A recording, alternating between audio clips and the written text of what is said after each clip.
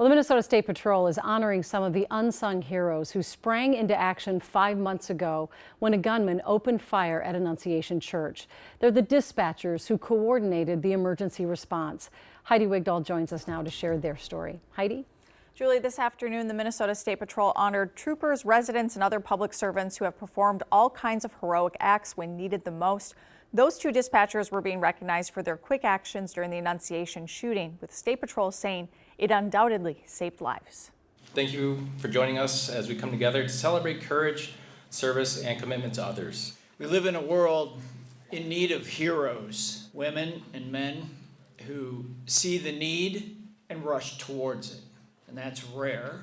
And man, if it was ever needed, it's needed today. The Minnesota State Patrol has countless stories of heroic acts that have saved lives. RCO Geiser and RCO Madison received multiple 911 calls reporting what appeared to be an active shooter near a church in Minneapolis.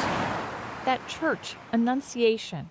2 children were killed in the mass shooting on August 27th, and nearly 30 more were injured. Recognizing the urgency, they immediately notified troopers in the area and continuously provided updates. Lives were saved, I believe, because all the cops and everyone were there on scene as quickly as they were. Erin Madison and Kate Geisler coordinated calls, including working with MnDOT to close the roads down and get injured kids to the hospital as quickly as possible. I'm very proud of all of our partners that took every opportunity to put all of their knowledge into practice. We have a saying that we need your best when your best is needed, and it was certainly needed that day. I feel very blessed and honored to be in a very small part of that. We don't like the recognition, even though many 911 dispatchers deserve it. These two certainly did. Their actions during a tense and tragic situation undoubtedly saved lives.